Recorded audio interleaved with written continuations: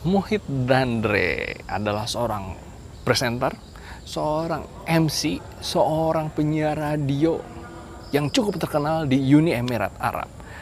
Dia berkata bahwa public speaking itu bukan tentang apa yang kita katakan, tetapi bagaimana cara kita mengatakan sebuah presentasi. Dan Muhid Dandre memberikan beberapa tips gimana sih cara paling gampang supaya kita bisa presentasi dengan bagus. Dan tipsnya ini beda dengan tips-tips sebelumnya, rekan-rekan harus perhatikan karena tips-tips ini cukup kontroversial. Seperti apa videonya? Kita tonton setelah intro berikut.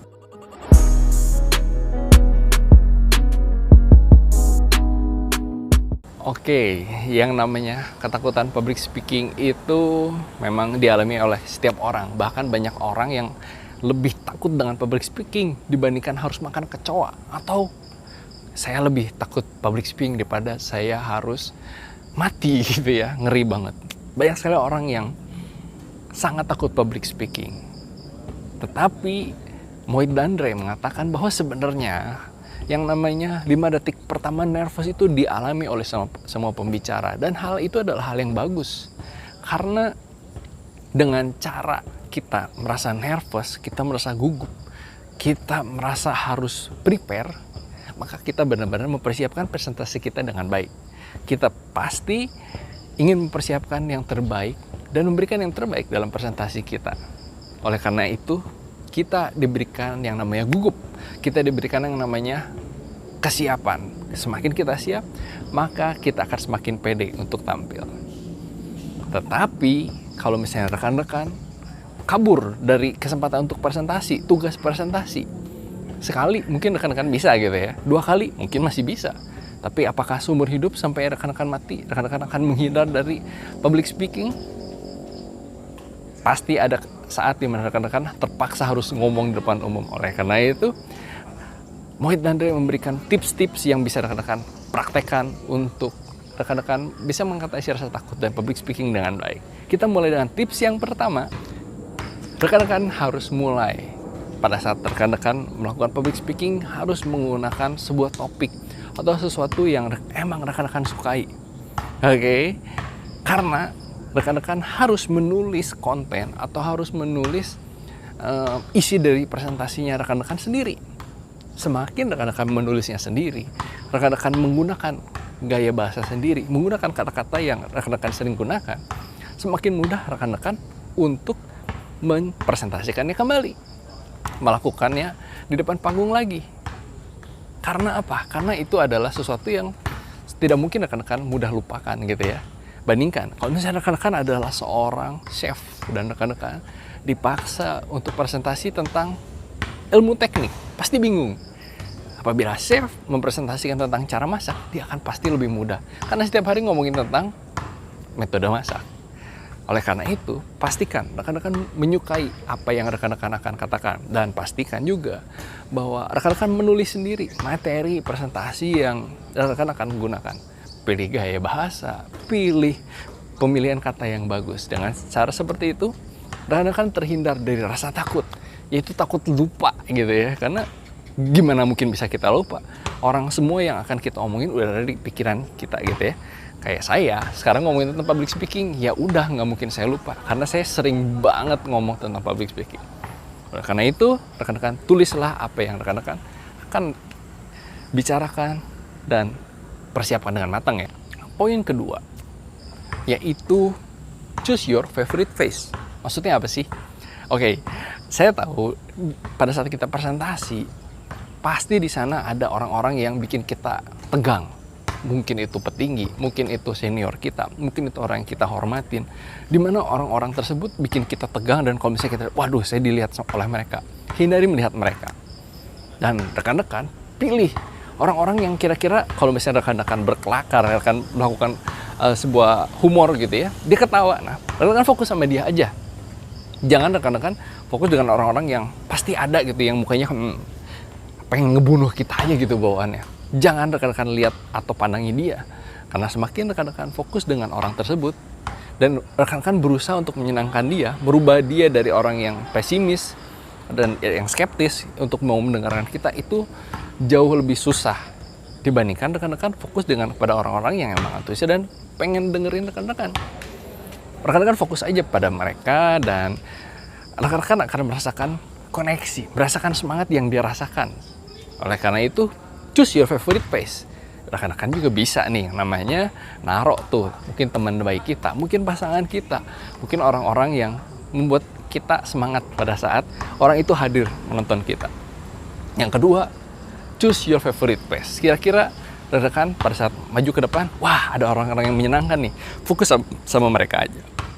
Dan poin ketiga adalah body language. Tentu ini semua udah dikatakan di semua tips bahwa body language yang buruk itu bisa membuat image yang buruk dan membuat vibes yang buruk. Maksudnya apa sih? Gini, kalau misalnya rekan-rekan melihat saya presentasinya dengan cara seperti ini. Oke, rekan-rekan, saya akan presentasi tentang public speaking. Ya, jadi kalau public speaking itu adalah sebuah topik yang menyenangkan sekali. Seperti saya sangat antusias. Saya yakin rekan-rekan udah malas nontonnya. Karena yang rekan-rekan lihat adalah bahwa saya tidak antusias, saya malas. Oke, jadi walaupun misalnya rekan-rekan lelah, capek, rekan-rekan merasa aduh, saya kayaknya masih nervous. Gunakan sebuah postur yang menyenangkan. Badan kita tegap, dada membusung, tangan kita dibuka, dan kita memberikan muka yang semangat, penuh dengan senyuman. Karena hati-hati, audiens bisa melihat kita seberapa niat sih kita mau presentasi, seberapa niat sih kita melakukan public speaking depan mereka. Karena your body speak first, then your words, gitu ya. Karena badan kita, orang bisa melihat, wah ini orang semangat banget, ini orang punya antusiasme.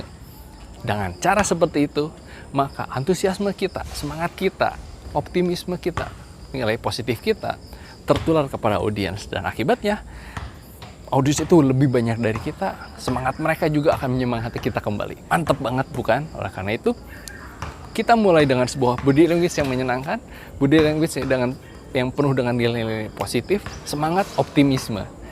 Yang ketiga tentu adalah body language yang positif. Poin keempat adalah voice tones. Ya tentu sajalah yang namanya voice tones itu harus memberikan voice tone yang penuh dengan kegembiraan. Gak cuma dari gerakan kita yang semangat gitu ya.